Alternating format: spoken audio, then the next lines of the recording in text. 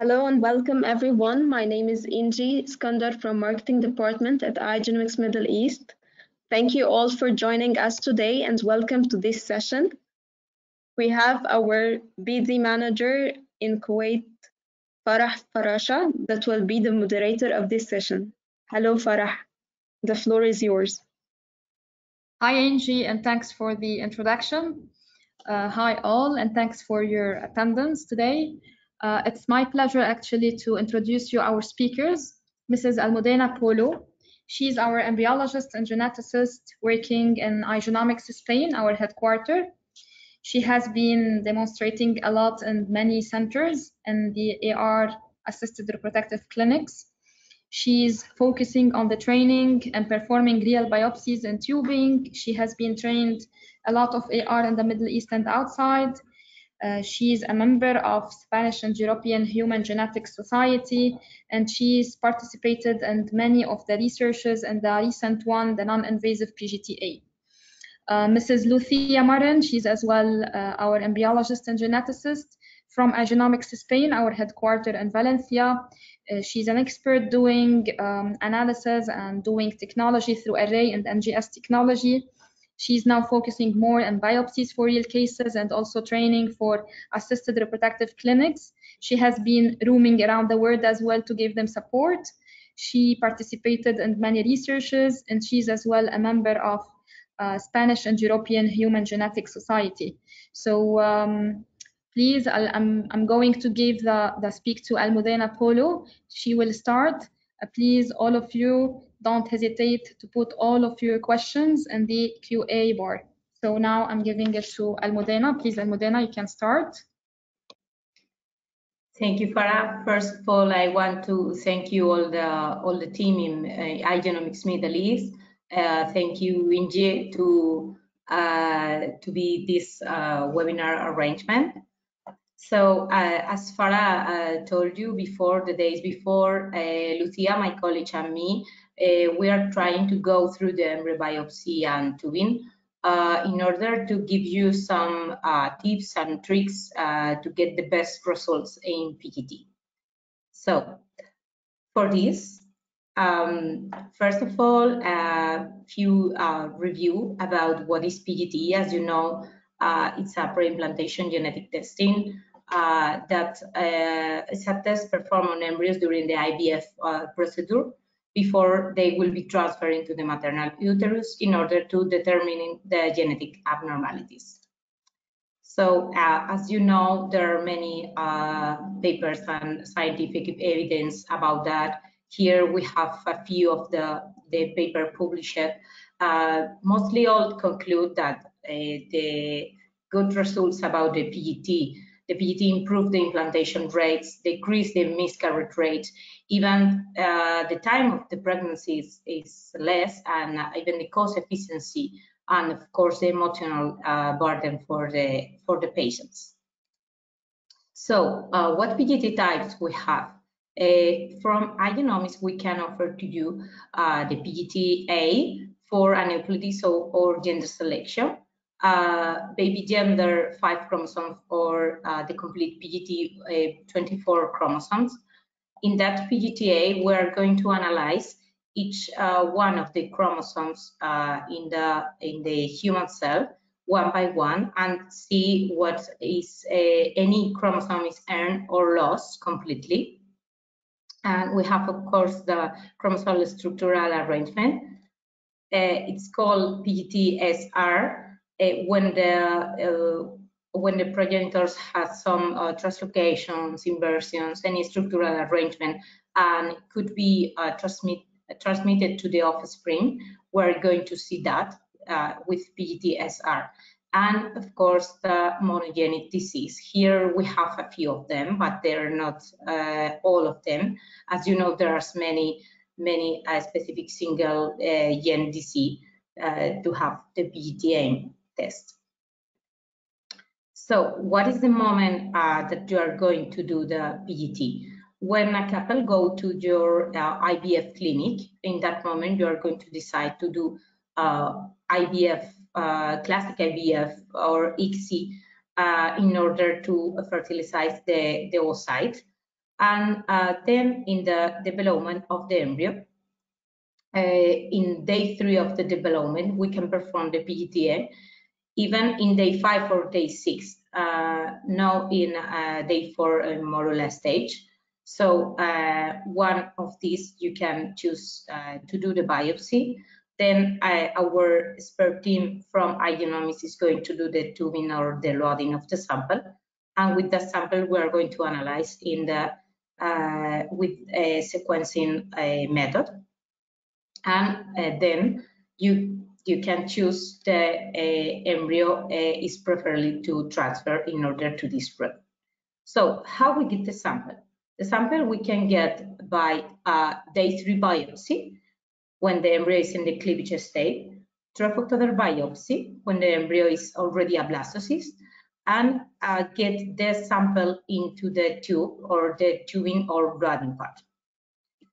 So Mia, I'm going to talk you deep in far in day 3 biopsy, and then my colleague Lucia is going to talk you about the day 5, day 6 biopsy. So day 3 biopsy, blastomere from the embryo in cleavage state is taken for genetic analysis, and for this you will need some laboratory requirement. First of all, the equipment. Of course, you need a micromanipulator equipped with a thermoplate in order to perform the biopsy there. We recommend to use a precision microinjector, not any microinjector. We recommend, for example, this one from Epinorf, the Celtram oil or Central Vario, because it's very accuracy with very precision. And in case you want to use some air microinjector, you have this one from Narisigi, the new one. You have the macro and the micro to control the aspiration of the cell. You can choose to use the laser, but the laser is optional in day 3 because, as we're going to see after this, you can perform the whole with another methods. But we recommend, if you can afford the laser, it's very good to have a good one. Regarding the setup, the most important thing I think in day 3 maybe is the biopsy media. The biopsy media consists in an EPS buffer with calcium and magnesium free, because as you know, in this stage, the blastomeres show a strong tendency to adhere to each other. But they are not yet compacting. So with this media, we can avoid block the linked cells, and we can remove just one blastomere from the embryo without taking the others. And it's recommended to supplement with HSA, let's say between 5 and 10% of the HSA or albumin, in order to avoid the cell, even the embryo, are sticky into the dish. Regarding the biopsy dish, I don't want to tell you how to do the biopsy dish design, because each embryologist has the routine and the way to do that. But I think the main important thing is the identification of the dish with the name of the patient name, and the number of the embryo you are going to biopsy.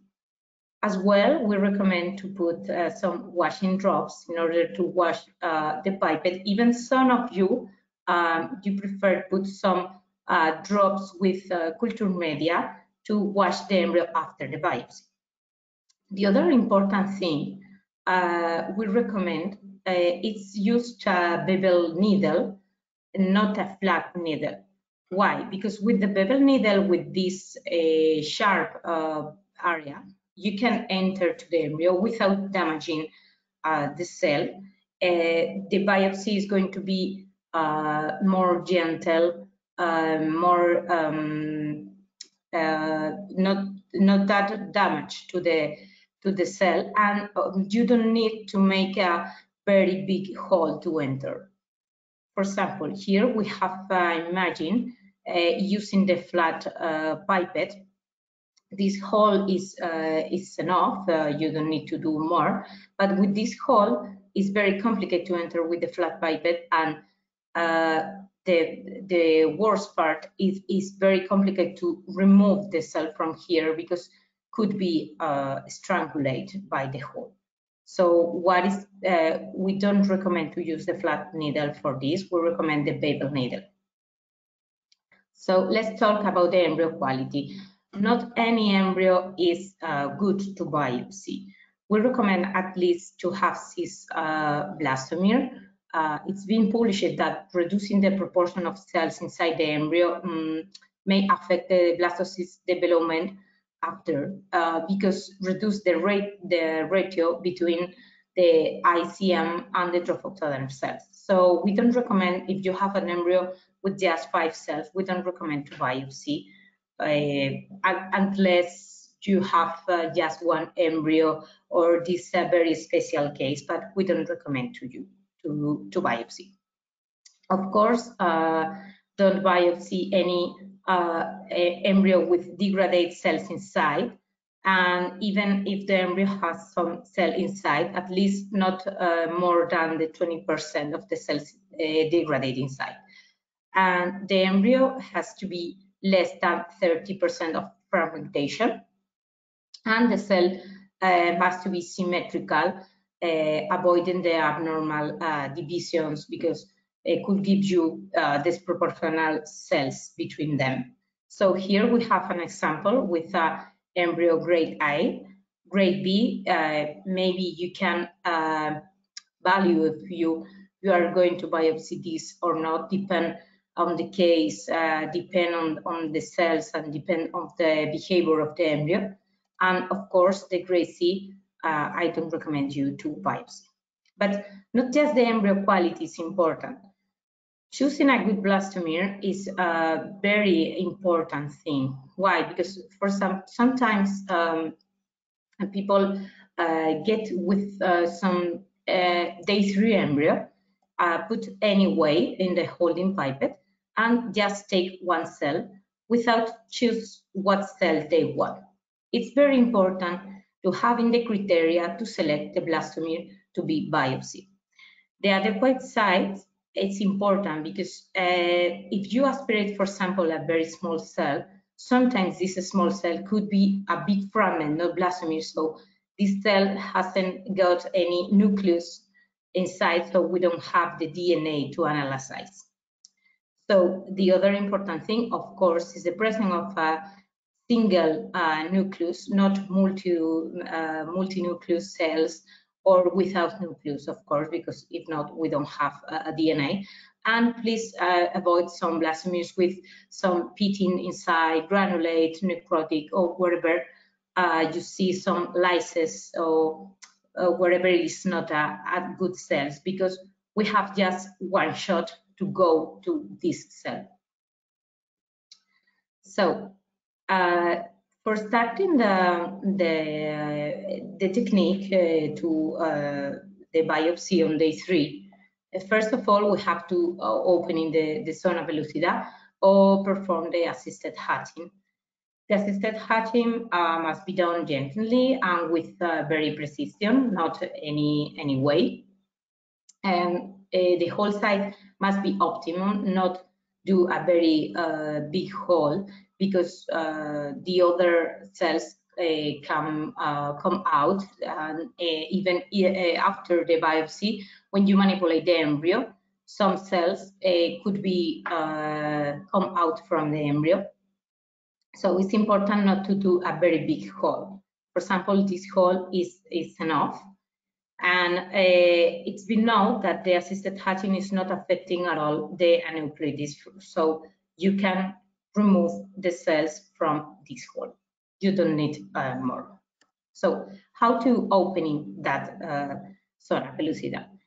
The assisted hatching, I think it's a very important criteria to having in account, having in mind in a good day 3 biopsy. Because we can do 3 approaches. The mechanical approach, it's a partial zona dissection. You have to use a thin and sharp microneedle to make the hole. but you will need a double holder to put the microneedle and then the biopsy pipette as well. It's a specific technique, but it's not difficult. You can manage. But the thing is, the hole that you're going to do is very small. So the second part is going to be more difficult. The other method is the chemical method. I know many of you, not just in Middle East, in the world, they are using this because it's very affordable for any lab. It's very cheap. So many of you use the acid thyroid, but as you know, the thyroid is with high volume is damaging and toxic for the cell. So it's a risk to use. So if you can use the third one, the laser is the optimum one. The laser is working with infrared pulse. It's any risk of damaging the cell. And even there are some published, like the best approach is the laser method. For example, this study, a prospective study by McCracken et al.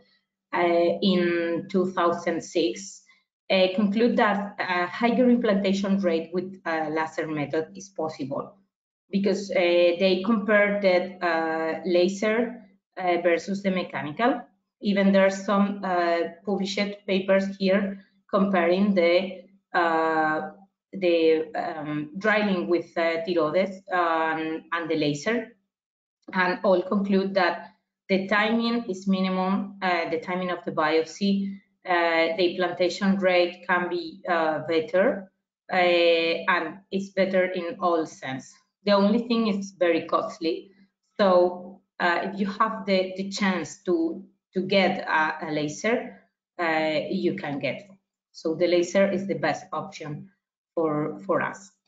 Here you have two examples. One of these is with tiroids.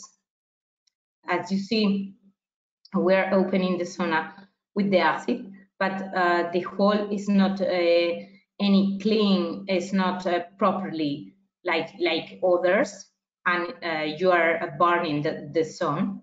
And then with a bevel pipette, you pick the cell. It's very easy, but it's more damaging for the embryo, even if you don't have, if you don't do gently, you can damage the cell. And here is with PCD, I mean with the mechanical way. The hole is already doing right now here in that video. But have you seen a small hole here? Is that line here is the hole. For this, the bevel pipette is very good because you can enter. I'm going to move a little. With the sharp part, you can support and enter, touching the cell. Once you are touching, you can start in aspirating.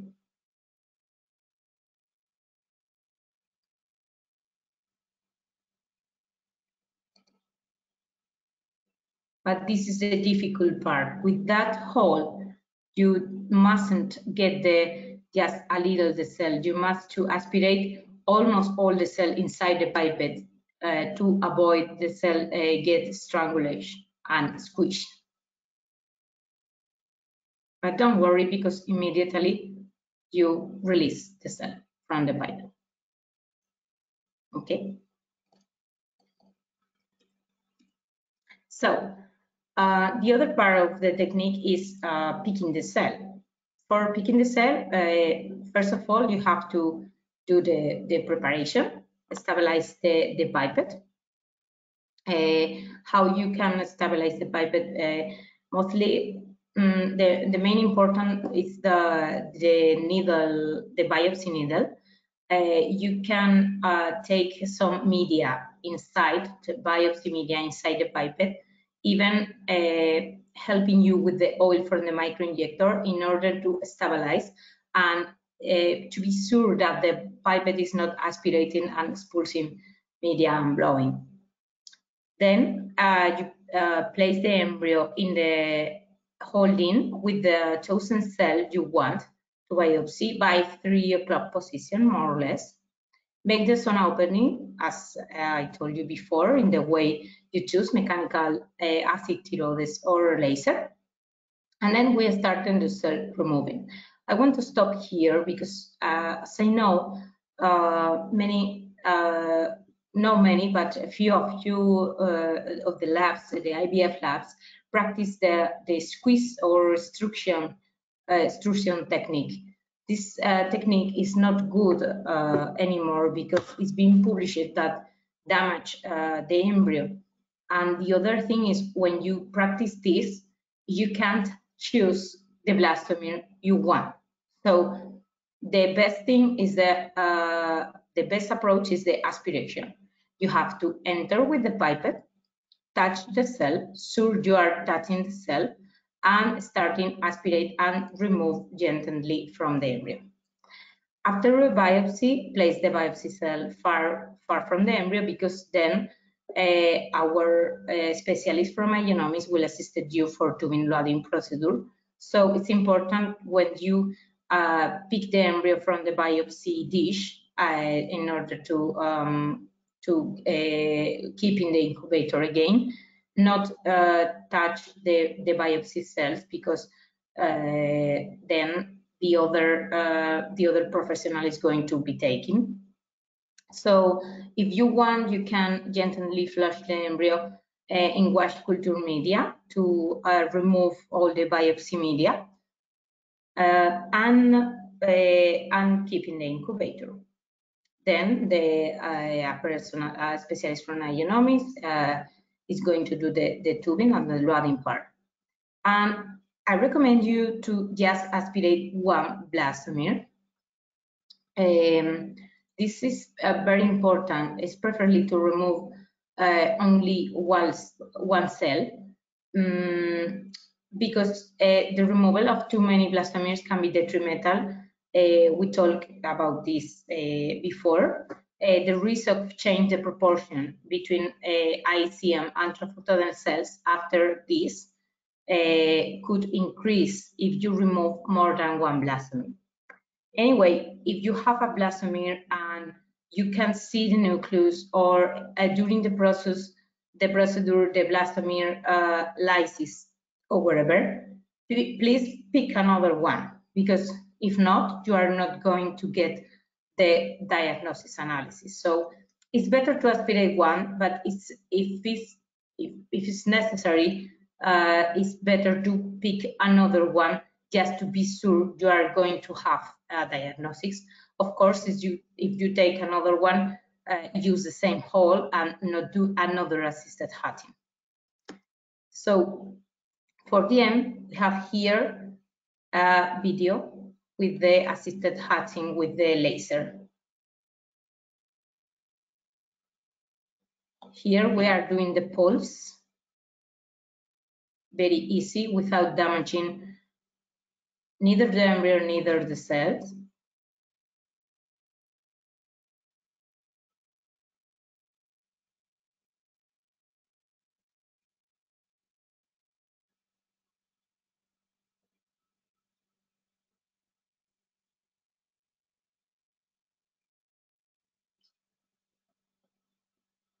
Now we move to another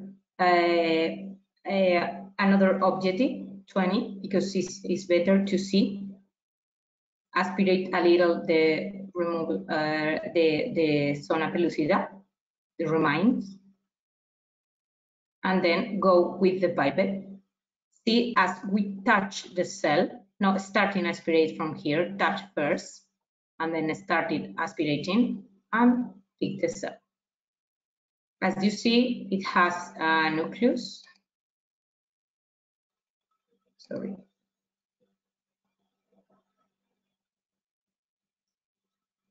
It's nucleus with one nucleus, and the cell is not lysis. It's very well blastomere to have analysis.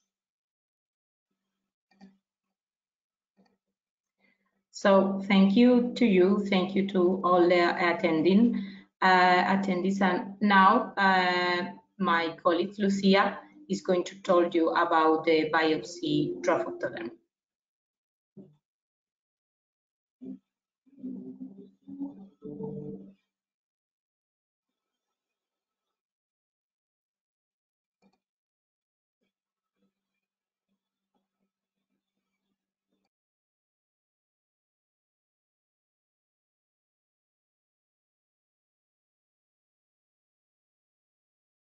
Lucia, please unmute yourself.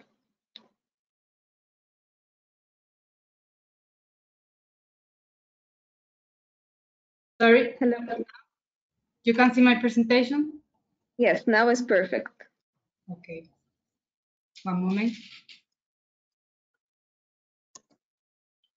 Okay, hello everyone. I'm Lucia, and I first of all I want to say thank you to my college Almudena for your presentation, and thank you to Farah and all the Middle East group. Thank you for invite us to do this webinar. Okay, and this part of the webinar, we are going to talk about day 5, the Soy Biopsy. Like day 3 refers to a test performed on embryos during IVF procedure to detect chromosomal abnormalities before they transfer into the maternal uterus. Here in Spain is the common technique, this one. How we get the sample? When the embryo is in the blastocyst stage, the cells are grouped in internal cell mass. Here is the internal cell mass, and that will, this group of cells that will rise to the embryo, ectoderm, mesoderm, and endoderm, vitelline vesicle and amnion. And trophectoderm that will rise to the other cells are trophectoderm that will rise to the non-embryonic tissues like chorion, placenta, and umbilical cord. The biopsy in day 5, day 6 consists of taking some cells from the trophectoderm and for genetic analysis. For doing that kind of biopsy, the laboratory requirement is the same like the day 3.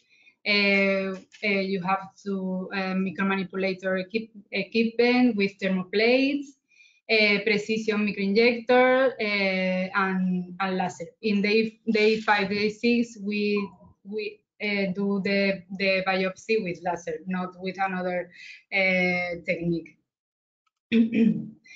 And it refers to the setup. We have different things with the day 3 biopsy, like the media. The biopsy media here, sorry, one moment. The biopsy media here is supplemented with HSA.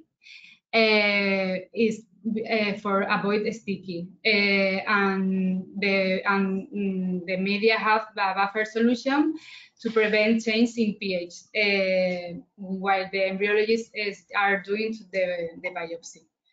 The biopsy dish, like Almudena told before, we don't have to say you how to do this biopsy. This is the way that we're doing in our group, in our team. We use only one dish per embryo. Sometimes embryologists use more the same dish for different embryos with a lot more drops. Here we have 2 drops. One is the embryo, and the other is for the washing drop when you establish the pipettes or washing the pipette. The important thing here is that the biopsy have to have the right identification of the patient. And the needle here is a flat needle. Then you can use different needle. If the different need with a different diameter to do the biopsy if the embryo is more or less expanded. What about the embryo quality? Here we have a lot of pictures about embryo. All of them can be biopsy. This one is early embryo. This is expanded embryo. Here we can see embryo hatching embryo, and this one is hatched.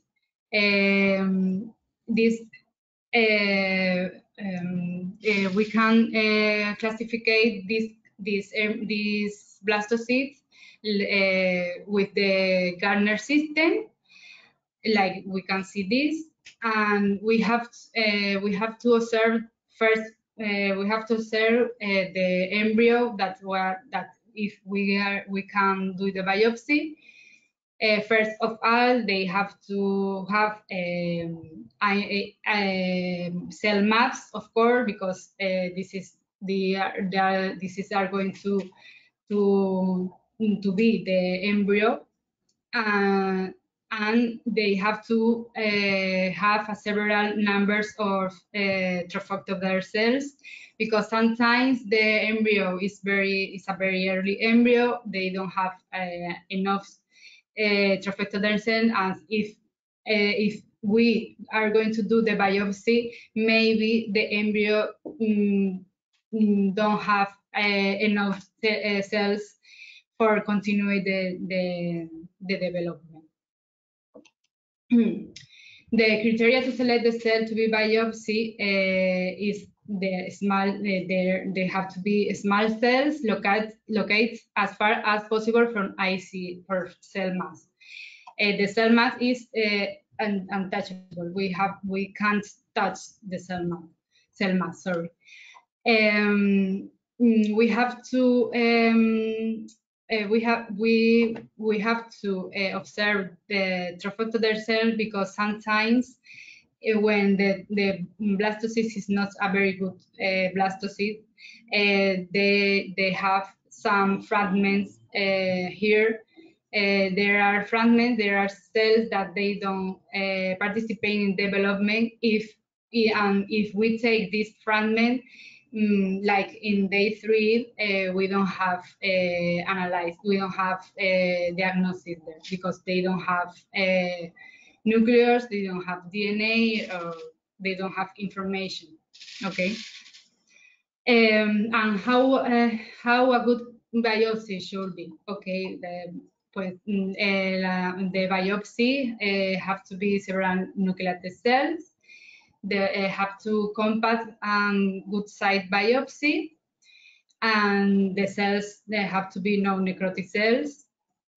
The compact is because sometimes when you are doing the biopsy,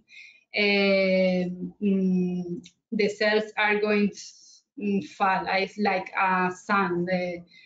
It's like not all the cells are together, and when you want to take the biopsy and tubing, then maybe you can lose some cells, and maybe you don't have diagnosis about this biopsy. Okay, we are going to talk about the technique. There are two techniques for us. We are going to refer to some IVF lab doing assisted hatching in day 3, but for us it's not the best approach, because in day 3 you don't know what cells going to difference in cell maps or in cell maps, see, or what cells are going to go to the trophectoden. And sometimes when you do this assisted hatching, when the embryo is going to development, they start to go out to the zona pellucida for this hole.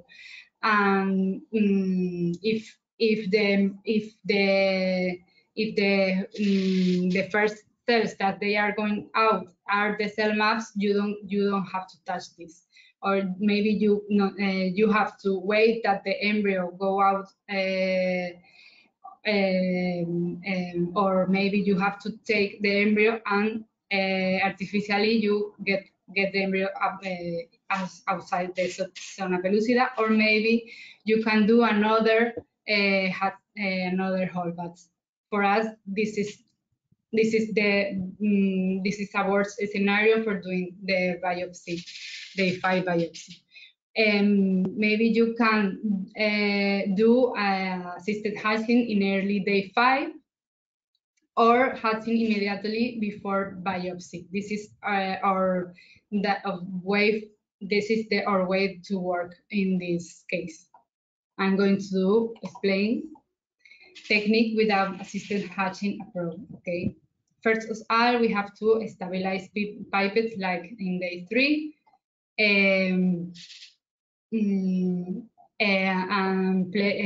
We have to take the embryo and place the embryo with the cell map as far as possible from the biopsy pipette.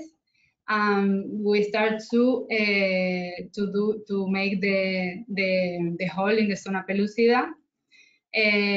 This hole has to be very big hole. It's better that the hole have to be deeper, not a bigger hole. Okay. Cell removal. Okay.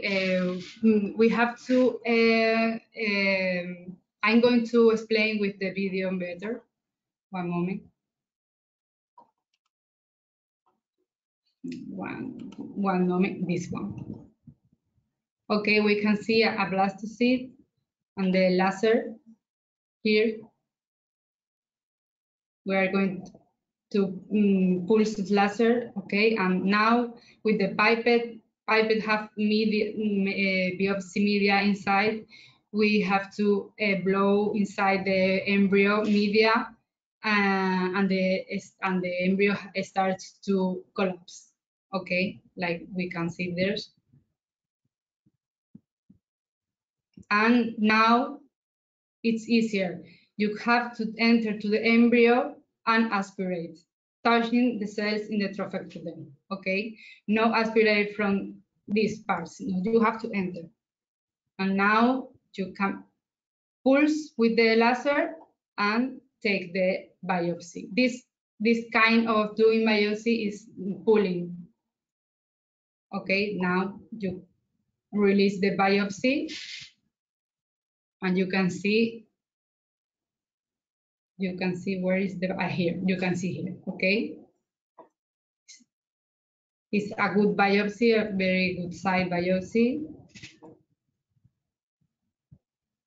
This is one of the techniques, and we can see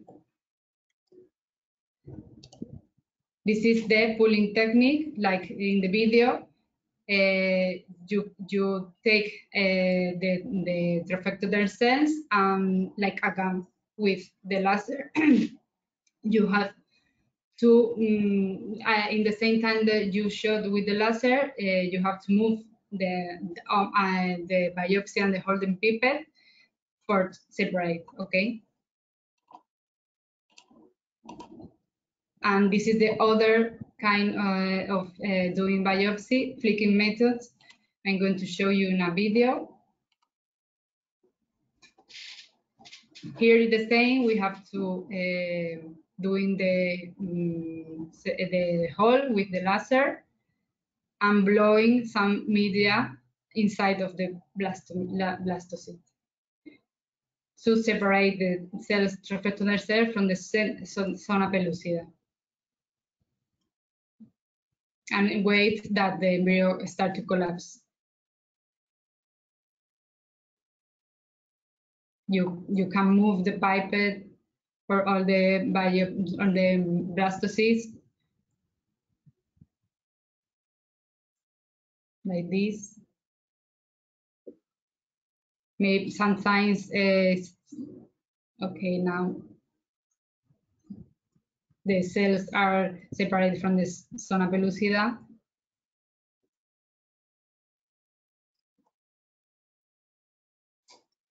And now you can enter and touch the trophectoderm cells to start to aspirate.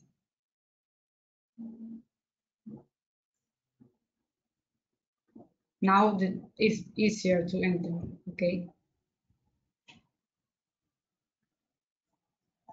And you use not too much, a lot of number of pulls, only 3 or 4 and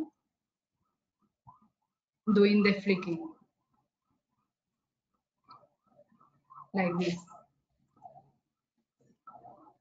I think this I think this is easier than the other because you don't have to use a lot of number of pulls of the laser, maybe only 3 or 4, and you can cut the unions between the cells, okay?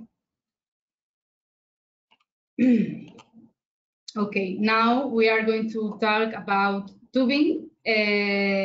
We know that there in genomics Middle East, the people who doing the tubing is people from genomics. Here in Spain, is the same. But I think the important thing of tubing, I don't want to talk about tubing, only say that we have to take in mind that tubing and biopsy is complemented. The biopsy have to be done well, and the tubing too, for have that diagnosis. Okay. Here this is the requirements to doing the tubing. The most important thing is the sterility. For that, the surface of the cam that have to be very clean. If you have ultraviolet light, you can use. And then most of the labs don't have this, and they have another products or another kind of thing for clean or the material or the superfice and all the things. And the embryologist has to change her mind and thinking about, I think, like molecular biology, think that that the sample is very delicate, and maybe the sample had to be contaminated with cells from the embryologist, and you have to wear gloves and wear mask and all the things that you protect you, okay? For the here is the setup for doing tubing. Like the setup for doing biopsy in day 5 and day 3. This is our way to do this. We don't have to explain like all the people have to do the same, but for us it's the easier way to do that. We have to prepare a dish with 4 drops of washing solution per embryo, and prepare a PCR tube with unique media. Okay. And after that, we have to wash the biopsy cell in first 3 drops and load the cell in PCR tube. Here you have to look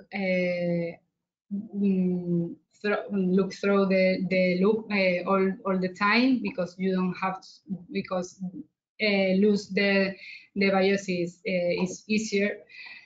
It's easy, and the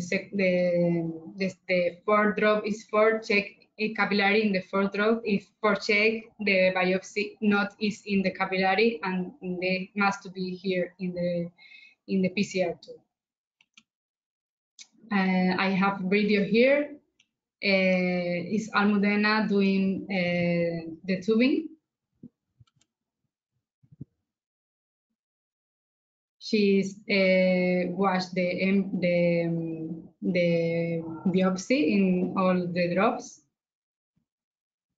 and she's looking through the loops.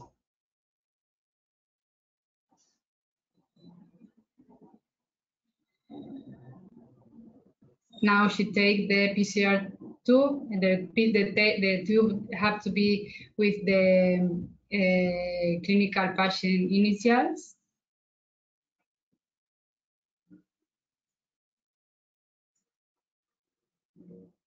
She have to focus, and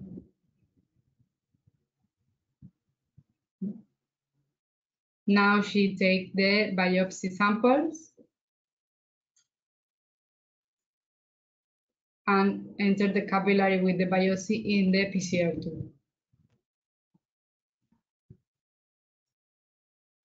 It's important to see the biopsy sample enter in the PCR tube, because if you don't have seen that, you have to speak with the embryologist, and maybe you have to doing a rebiopsy because you don't have a sample there.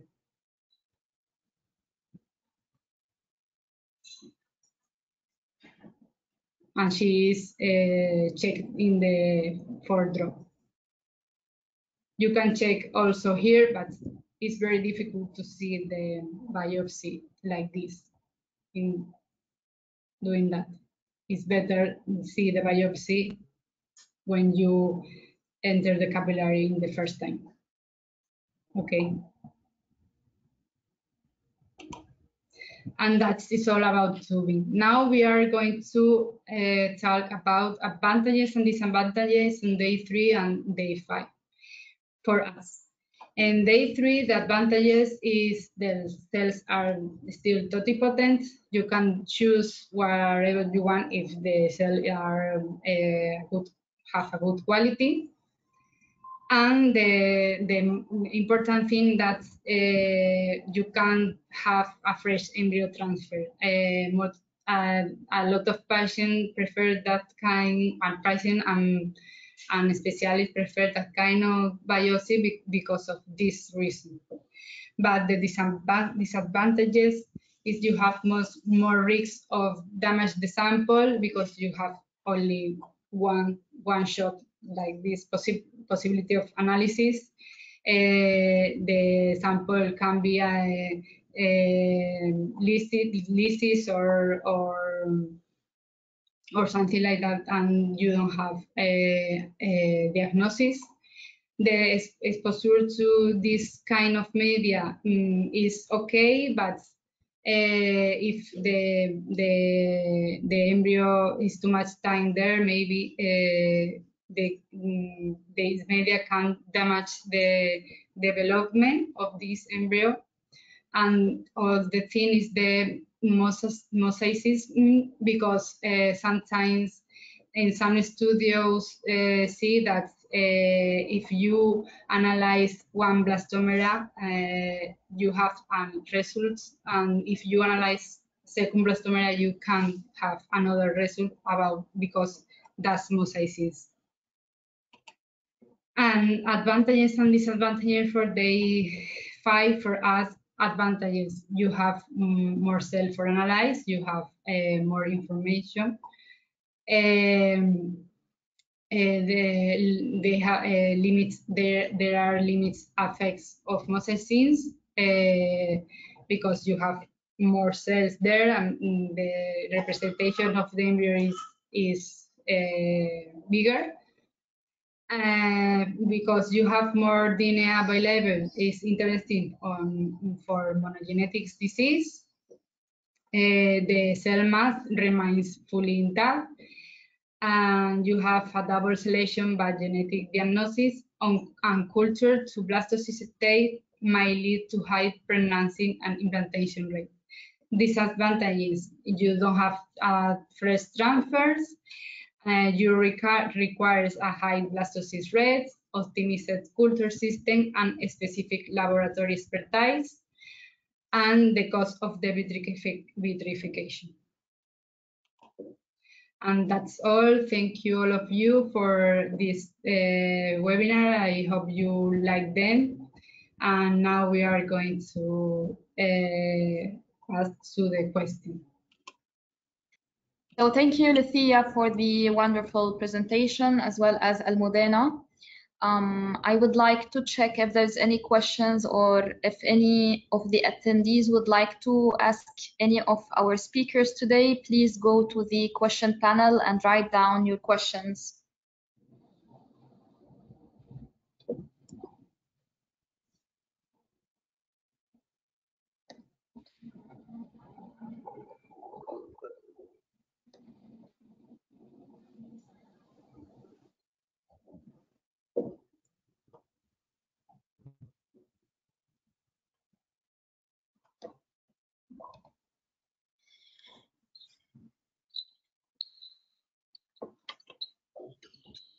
So I think till the moment we don't have question, but I'll start with one of the main questions that usually I'm receiving from the IVF clinics or from the doctors, embryologists.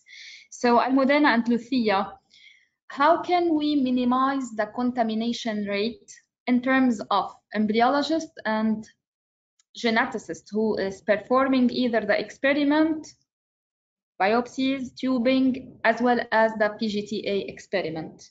So how can we avoid this? Okay, I'll go first.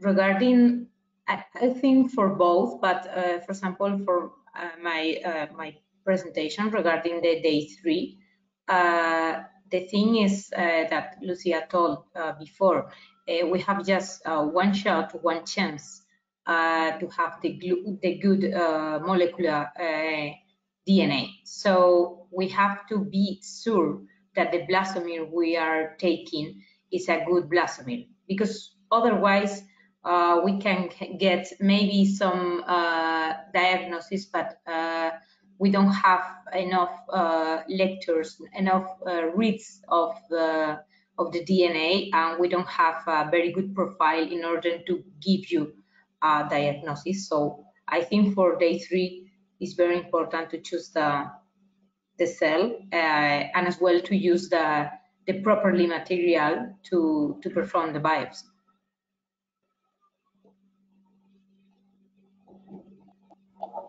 I think for day 5, you can avoid the contamination. Maybe if you can, maybe if you have to change the needles, because sometimes if the blastocyst is not have very good quality, the cells start to disagree, and these cells can permanence in the biopsy needles, and if you don't have to change that, maybe you can contaminate the samples for the other embryo. And I think that's you can. I think that's the point. If you contaminate the biopsy in the sample while you are doing the biopsy. Okay, thank you, Almudena and Lucia, for your answer. Now I have another question, please, and this is for Almudena. Sometimes, Almo, we are reporting non-informative due to the number of reads. I will say, you know that we have our own margin. We cannot report anything while the DNA or the reads is below 70K, right? So how can we differentiate the quantity of DNA? I believe that there are some specific criteria in which we have to select the cell while doing the biopsy, especially for day 3. But imagine that we can see the nucleus, but how can we estimate that the quantity of DNA will be enough to have a diagnosis? This is difficult to say because if we have a good nucleus and we do the tubing part as well later, we have in the tube intact the blastomere. When the blastomere arrive into our lab, I think for sure you are going to have a good results. Sometimes it could be for the technique, because it's in science nothing is 10%. So sometimes you have some rate is not getting to get into all the grids, and you can see because maybe because the origin from the blastomere. I mean, if you have a very old woman with this embryo, even the embryo is good or the blastomere is good, the DNA is old and the cells are old. So when you starting to analyze, you can face in with this. So sometimes we can do nothing with this. That is because we have to do the best of ourselves in the visual part, because then we don't know how we're going to face in the analysis part. Okay. Now we have a question. Do you think that the cumulus on the oocytes is affecting contamination? Especially here in our country, while we have a lot of PCOS patients, and you know, sometimes like there will be a lot of cumulus cell surrounding the oocytes, and it's very difficult during the denudating to remove all of them. So do you think that might affect the results while collecting the biopsy, even after several wash? I think I don't. Maybe I think not, because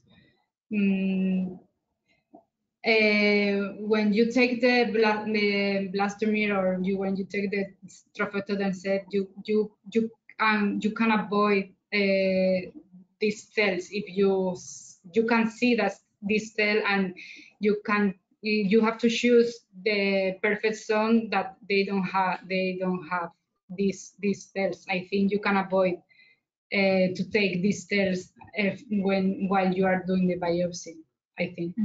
I don't know, Almudena? Yeah, even after in the tubing, you are going to wash the cells. So even you without, I mean, even you take or remove some cumulus cell, you are going to wash after in the tubing. So in the moment of the loading part, you don't get any of these cumulus cells.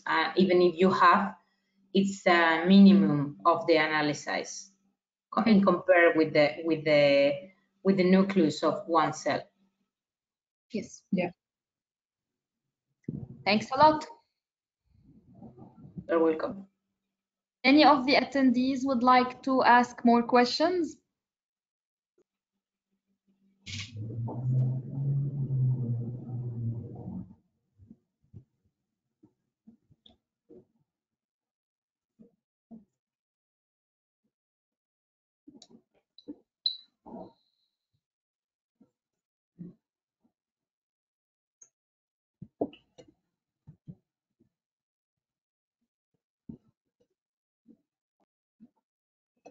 Okay, thank you so much. Thank you so much, Alma and Lucia. Thank you so much, Farah. Thank you for all the attendees who joined us today.